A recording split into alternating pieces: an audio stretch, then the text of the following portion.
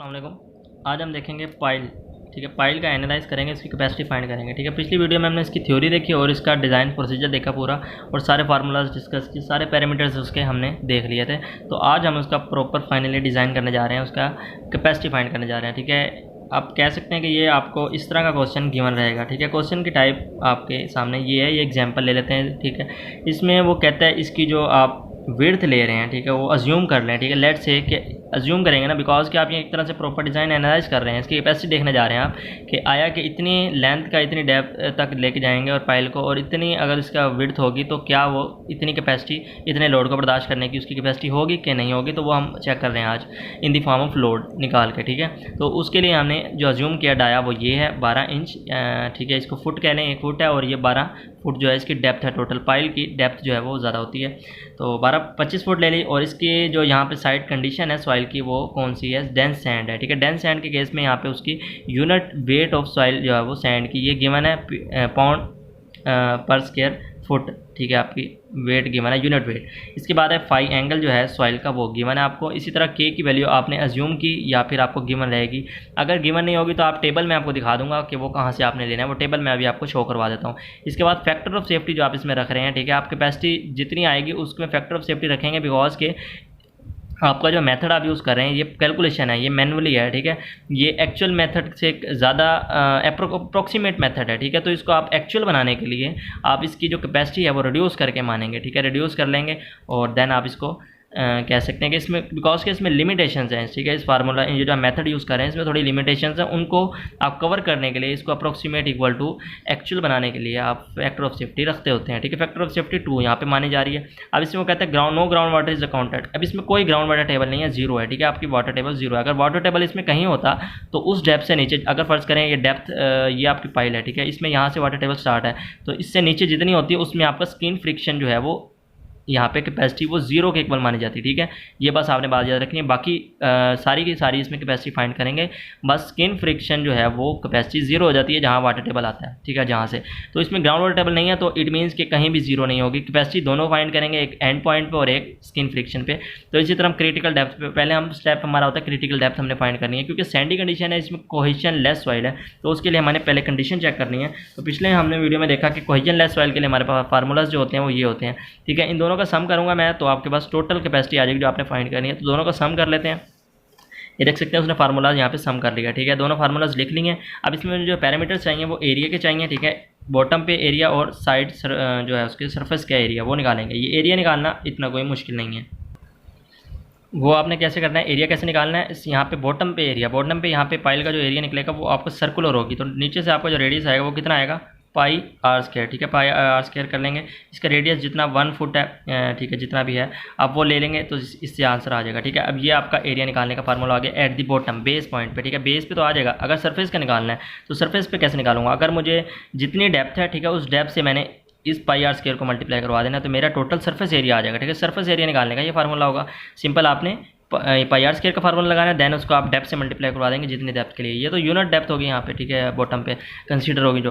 ठीक है, तो सरफेस और बॉटम पे बेसमेंट पे जो एरिया है वो निकाल लेंगे आप इजीली, कोई मुश्किल नहीं है। इसमें आपने स्ट्रेस निकालना है, स्ट्रेस के फार्मूलाज ये हैं। ठीक है, दोनों के तो फार्मूलाज ये बन जाते हैं। इसमें आपने स्ट्रेस निकालना है। अब आपको जो अननोन है वो ये आपको नोन है, ये नोन है, और आपको यहाँ पे के जो है आपने अज्यूम किया। ठीक है, वो मैं आपको बताता हूँ कहाँ से किया, और यहाँ पे ये सारे टेबल से फाइंड किए हैं वैल्यूज़, और ये एंगल भी आपने टेबल से लेना है, और ये वैल्यू भी आपने टेबल से ली है। बाकी रह गया ये दोनों स्ट्रेसेस सेम है, ये स्ट्रेसेस आपने फाइंड करनी है। ठीक है, ये फाइंड करने के लिए मैं आपको प्रोसीजर बता देता हूँ।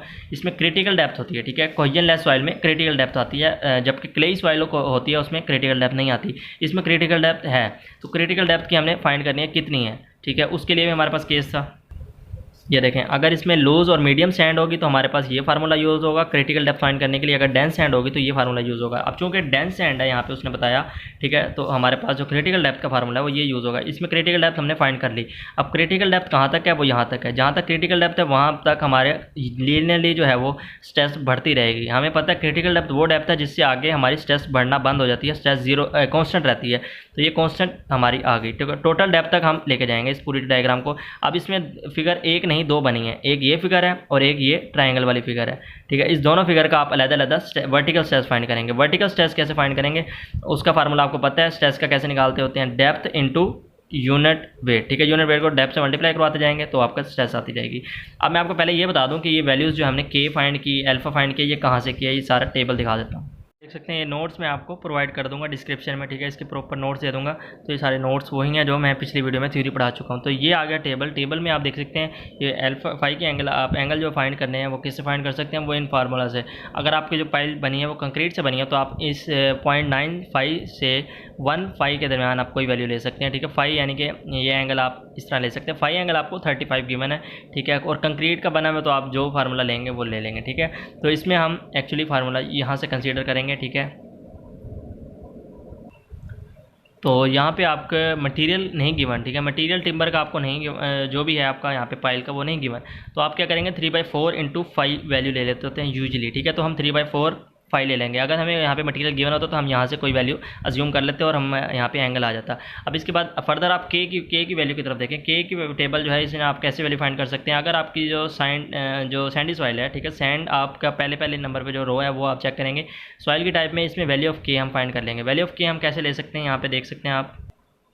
यहाँ पे अगर आपको कंडीशन गिवन होती है कि आपकी यहाँ पे जो सॉइल है वो कंप्रेशन में जा रही है या टेंशन हो रही है, ठीक है, तो वो केस आपको अगर गिवन होता तो आप वैल्यूज़ यहाँ से ले लेते हैं। चूँकि आप यहाँ पे नहीं गिवन तो आप यूजली क्या ले लेते हैं, इसकी वैल्यू लेते हैं 0.95, ठीक है। हम इसकी वैल्यू 0.95 ही अज्यूम कर लेते हैं। के की वैल्यू हमने अज्यूम कर ली क्योंकि यहाँ पे नहीं गिवन था। तो इसी तरह हम अगली वैल्यू जो फाइंड करेंगे वो यहाँ पे एन क्यू की होगी। एन क्यू आप देख सकते हैं यहाँ पे हमारे पास सॉइल जो है कौन सी, डेंस है, ठीक है। आप डेंस की टाइप में आए और यहाँ पे आप फ्रिक्शन एंगल देखें 5, वो कितना है 35 है। तो लास्ट रो में आ जाए, लास्ट रो में 35 एंगल आपको गिवन है और डेंस सैंड ही है आपकी, ठीक है, यहाँ पे। और इसमें इस केस में आपकी जो वैल्यू होगी वो एन क्यू की 50 यहाँ पे लिखी हुई है। तो आप देख सकते हैं यहाँ पे 50 उसकी वैल्यू आप अज्यूम करेंगे। तो ये वैल्यूज़ आप इस टेबल से, यहाँ जो मैं आपको डिस्क्रिप्शन में दूंगा नोट्स, उधर से आप ले सकते हैं इजीली। तो आप चलिए प्रोसीड करते हैं इसमें न्यूमेरिकल पे। तो इसमें अब हम फाइंड कर लेते हैं स्ट्रेसेस। सारी चीज़ें हमें नोन है, इसमें सिर्फ स्ट्रेसेस वर्टिकल अननोन है। अब इसमें आ जाएं, हमारे पास दो फार्मूलाज होते हैं, एक सरफेस रेजिस्टेंस, स्किन रेजिस्टेंस का, और दूसरा बॉटम पे। तो बॉटम पे जो हमें स्ट्रेस फाइंड करनी है वो कैसे करेंगे, इस पॉइंट पे हमें स्ट्रेस फाइंड करनी है। इस पॉइंट पे हम स्ट्रेस कैसे फाइंड करेंगे, इसके अकॉर्डिंग हम टेबल पे इधर आ जाएंगे। जो हमने यहाँ पे फिगर बनाई है, ये डायग्राम बनी है, इसमें एंड पॉइंट ये बिल्कुल इसके इक्वल है, ठीक है। तो ये डेप्थ सेम है दोनों की। तो इस पॉइंट पे जो स्ट्रेस है वही इस पॉइंट पे होनी चाहिए।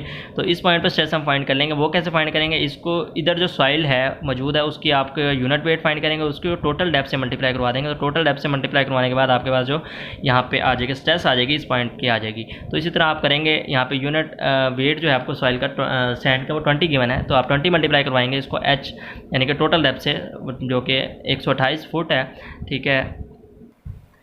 सॉरी, यहाँ पे इसकी जो डेप्थ है वो क्रिटिकल है, ठीक है। क्रिटिकल डेप्थ है 20 और यहाँ पे इसका यूनिट वेट जो है सैंड का वो 128 यहाँ पे आपके पास गिवन है, ठीक है, पाउंड पर स्क्वायर फुट में। तो यहाँ पे पाउंड पर स्क्वायर फुट में इसकी वैल्यू आ जाएगी। यहाँ पे आप फाइंड कर लिया आपने, स्ट्रेस फाइंड कर लिया एट द बॉटम, ठीक है। बेसमेंट पे आपने स्ट्रेस फाइंड कर ली, तो बेसमेंट पे आप जो स्ट्रेस लेंगे वो ये वैल्यू ले लेंगे। तो ये है बेसमेंट के लिए, ठीक है।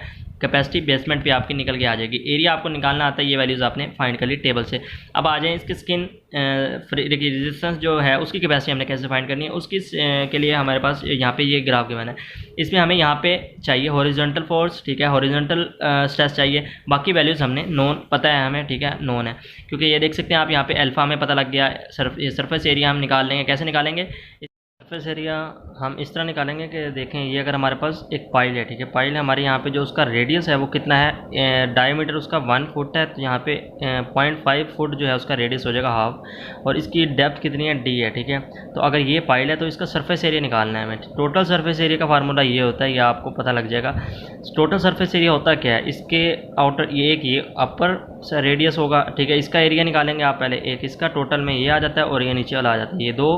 देन आप इसकी साइड जो कर्व सरफेस है, ये सारी कर्व सरफेस, ठीक है, इसका एरिया आ जाता है। ये कर्व जो होती है सारी सरफेस, इसका एरिया आ जाता है। तो इस सब का सम करें तो टोटल सरफेस एरिया निकल आता है इस सिलेंड्रिकल पाइल का, ठीक है, जो कि हमारे यहाँ सिलेंड्रिकल ही है।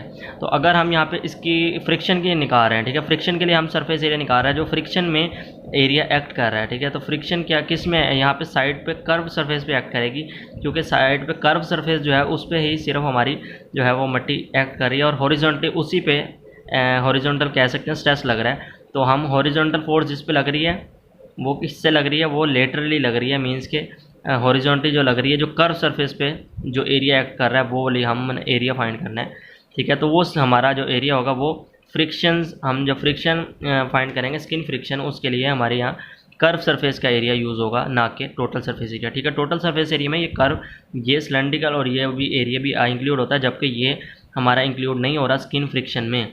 स्किन फ्रिक्शन में जो हमारा चीज़ इंक्लूड हो रही है, जो एरिया इंक्लूड हो रहा है वो कौन सा है, वो कर्व सरफेस एरिया है। ठीक है, ये वाला, ना कि ये दो। तो ये दो माइनस कर देंगे तो हमारे पास सिंपल जो एरिया बचेगा वो ये होगा, जो ये टोटल एरिया हमें जो हमें इंक्लूड करना है, यानी कि सरफेस एरिया जो हमें स्किन फ्रिक्शन में चाहिए वो हम कह सकते हैं कि पाई, आप यहाँ पे डी कह दें इसको, ठीक है, और डेप्थ को एच कह दें तो ये एच बन जाएगा। तो ये फार्मूला आपका यूज़ हो रहा है, जो कि हम फार्मूले में यूज़ कर लेंगे। देन नेक्स्ट हम स्टेप देख लेते हैं जो हमें फाइंड करना है। तो के की वैल्यू हमें नोन है, ये सारी चीज़ें जो है कांस्टेंट है, ठीक है, ये आप लिख लेंगे। लेकिन आपने ये वर्टिकल जो है निकालनी स्ट्रेस, वो कैसे निकालेंगे, सॉरी हॉरिजॉन्टल निकलेगी स्किन में, यहाँ पे हॉरिजॉन्टल स्ट्रेस निकलेगी। हॉरिजॉन्टल स्ट्रेस का फार्मूला होता है के इंटू इन टर्म ऑफ हम वर्टिकल स्ट्रेस निकालते हैं, क्योंकि हॉरिजॉन्टल स्ट्रेस हम मुश्किल होता है हमें निकालना, तो हम वर्टिकल निकाल के उसको की फैक्टर से मल्टीप्लाई करवा के हॉरिजॉन्टल स्ट्रेस में कंसीडर करते हैं। ठीक है, तो ये तो आपको पता है, ये पिछली वीडियो में हम डिस्कस कर चुके हैं। तो सिंपल हम इसमें देख लेते हैं कि यहाँ पे डायग्राम बनी हुई है, दो डायग्राम। ठीक है, अब दो डायग्राम है, इसको आप तो दो दफ़ा फाइंड करेंगे आप किसकी वैल्यू, एफ की वैल्यू, यानी कि एफ की वैल्यू आप स्ट्रेस जो है वो आप दो दफ़ा फाइंड करेंगे, एक इसमें हॉरिजॉन्टल स्ट्रेस इसमें और इसमें, दोनों में अलग अलग फाइंड करेंगे। तो ये हम पिछली वीडियो में देख चुके हैं। मैंने आपको कहा था कि अगर आपका यहाँ पे डिवाइड हो रही होगी, इस तरह की फिगर होगी, तो आप एक दफ़ा नहीं फाइंड करेंगे, F1 और F2 दो दफ़ा फाइंड करेंगे और इनका सम करेंगे, देन आपके पास टोटल F आ जाएगा। तो ये ही केस हम यहाँ पे करेंगे। तो हमें स्ट्रेस निकालने के लिए क्या करना है, हर पॉइंट्स पे जो वेरी पॉइंट है, जो डिफरेंट पॉइंट है, चेंजिंग पॉइंट्स, उन पे हमें क्या निकालना है, स्ट्रेस निकालना है। तो इस पॉइंट पे तो जीरो होगा, आप फर्दर ये चेंजिंग पॉइंट है, इस पॉइंट पे आ जाएं, इस पॉइंट पे हमें क्या क्रिटिकल डेप्थ पे हमें स्ट्रेस चाहिए। स्ट्रेस की वैल्यू कैसे निकलेगी, स्ट्रेस की वैल्यू वही तरीकेकार है, यही फार्मूला यूज़ होगा। इसमें डेप्थ टोटल कितनी है, 20 है, 20 से मल्टीप्लाई करवाएंगे इसकी डेंसिटी से, वो आपको स्ट्रेस आ जाएगी। और ये स्ट्रेस और इस पॉइंट पर स्ट्रेस दोनों की सेम है। ठीक है, आपकी यही वैल्यू जो यहाँ पे है स्ट्रेस की और यहाँ पे ये इधर भी वही है। ठीक है, ये तो वर्टिकल स्ट्रेस आ गई, इसको आप के फैक्टर से मल्टीप्लाई करवाएंगे, हॉरिजॉन्टल स्ट्रेस आ जाएगी in form in the you can say कि इसमें आप F1 और F2 इजीली फाइंड कर लेंगे स्ट्रेस की फॉर्म में।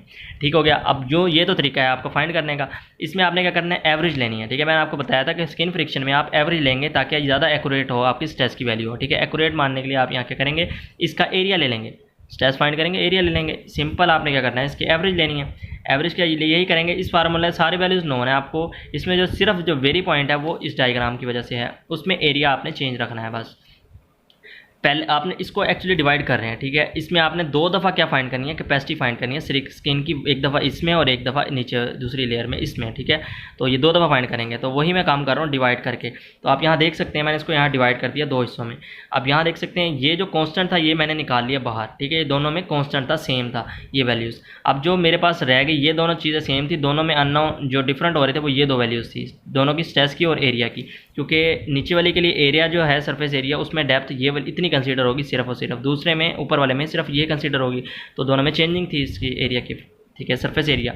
तो इसी तरह मैं फाइंड करूँगा अलग-अलग। अब इसमें क्या है, मुझे पहले टॉप की निकालना है स्ट्रेस। टॉप की स्ट्रेस कैसे निकालूंगा, इसका स्ट्रेस 0 है और इसकी स्ट्रेस कितनी है 2560। ठीक है, ये इसकी स्ट्रेस है। तो इस एरिया के अंदर मैं इसकी एवरेज कैसे लूँगा, इन दोनों स्ट्रेसेस का सम करके डिवाइड बाय 2 कर दूंगा, तो ये मेरे पास एवरेज आ गई फिगर 1 के लिए। फिगर 2 की बात करें, फिगर 2 के लिए हमारे पास स्ट्रेस कैसे, एवरेज कैसे आएगी, इस पॉइंट पे जो स्ट्रेस है, इस पॉइंट पे जो स्ट्रेस है, स्टार्टिंग और एंड पॉइंट की जो स्ट्रेसेस है उनका सम करके डिवाइड बाय 2 करेंगे, तो ये हमारे पास एवरेज आ जाएगी इस फिगर के लिए। ठीक है, एवरेज टेस्ट इसके लिए आ गई, इसके लिए एवरेज टेस्ट आ चुकी है। एवरेज टेस्ट हमने निकाल ली दोनों की, और इसके सरफेस एरिया रह गया, सरफेस एरिया इसके लिए निकालेंगे और इसके लिए निकालने के लिए भी निकालेंगे। तो इसके लिए सरफेस एरिया निकालने के लिए हमारे पास यहाँ तक कंसीडर होगा। इसका सरफेस एरिया जो है वो पहली फिगर का वो यहाँ से यहाँ तक होगा, जब डेप्थ आपकी 20 थी। ठीक है, 20 फुट डेप्थ यूज़ होगी, और जब सरफेस एरिया इस दूसरी फिगर के लिए फाइंड करेंगे तो इसके लिए डेप्थ आपकी 5 कंसीडर होगी, 5 फुट। ठीक है, तो बाकी डेप्थ से मल्टीप्लाई करवाना है, एरिया तो सेम रहेगा। ठीक है, एरिया कैसे निकालेंगे, एरिया निकाल, बेसमेंट पे जो एरिया था पाई आर स्क्वायर से, पाई आर यहाँ पे आर जो है आपका 12 फुट आई थिंक इंच है, सॉरी। ठीक है, तो एरिया निकालेंगे और ये देख सकते हैं 1 फुट इसमें मल्टीप्लाई किया और इसमें एरिया निकाला, एरिया से फर्दर आप इसको मल्टीप्लाई करवा देंगे डेप्थ से। ठीक है, ये 20 डेप्थ की पहली फिगर के लिए आपने सरफेस एरिया फाइंड किया, 20 डेप्थ के लिए दूसरी फिगर के लिए फाइंड किया जब आपने 5 उसकी फुट डेप्थ जो है वो कंसिडर की थी, तो तब ये आपने एरिया फाइंड कर लिया। तो दोनों का अलग-अलग आपने डिवाइड करके फाइंड करना है, बिकॉज कि फिगर आपकी मुख्तलिफ थी। अगर होता क्ले सॉइल में आपने यूँ ये कंसिडर होती है आपकी ट्रायंगल, ठीक है, सिर्फ ये कंसिडर होती है और इसमें आपका एक ही आप दफ़ा फाइंड करते हैं एफ़ की वैल्यू और एक ही दफ़ा एरिया सरफेस एरिया फाइंड करते हैं। तो वो तो बहुत ईजी था। इसमें मेन एम जो ये था मेरा आज समझाने का वो यही था कि इसमें आपको डिवाइड कैसे करना है, ठीक है। तो आपने ये भी फाइनली फाइंड कर लिया, ये भी फाइंड कर लिया, दोनों का सम करेंगे, अल्टीमेटली आपको अल्टीमेट कैपेसिटी इसकी बेरिंग कैपेसिटी जो है पाइल की मिल जाएगी, वो ये है, ठीक है। अब हमें ये मेन कंसिडर नहीं करनी ड्यू टू लिमिटेशंस, ठीक है, इसके फार्मूला की लिमिटेशंस हैं, तो इस वजह से हमें इसको फैक्टर ऑफ सेफ्टी रखनी है। इसमें फैक्टर ऑफ सेफ्टी रखने के लिए हम इसकी जो कैपेसिटी को वो रिड्यूस करके मानेंगे कि इसकी कैपेसिटी इतनी नहीं इतनी है, तो वो ज़्यादा सेफ़र मानी जाएगी, ठीक है, उसकी कैपेसिटी। तो डिज़ाइन उसके अकॉर्डिंग करेंगे तो हमारा स्ट्रक्चर ज़्यादा सेफ होगा बनिस्बत इस कैपेसिटी पे डिज़ाइन करने के, ठीक है। तो इसको हम क्या करेंगे, फैक्टर ऑफ सेफ्टी से इस कैपेसिटी को डिवाइड कर देंगे सिंपली। जो फैक्टर ऑफ सेफ्टी 2 थी तो हमने यहाँ पे ये कैपेसिटी निकल के आ गई कि हमारी पाइल्स के लिए जो कैपेसिटी है वो ये है, ठीक है। इस कैपेसिटी पे ये वर्क करेगी हमारी ये जो पाइल है इस कंडीशन में। आई होप कि आपको आज कुछ समझ लगी होगी। अगर नहीं लगी तो आप कमेंट्स में मेरे से पूछ सकते हैं। जो क्वेश्चन है आपकी क्वेरीज हैं, मैं इंशाल्लाह कोशिश करूंगा उसको मैं रिजॉल्व कर सकूं। और देन हम ये जो क्वेश्चन था आज हमने कोहेजनलेस सॉइल के लिए देखा, तो नेक्स्ट इंशाल्लाह हम कोहेसिव सॉइल के लिए देखेंगे, यानी क्लेई सॉइल के लिए। थैंक यू, अल्लाह हाफिज़।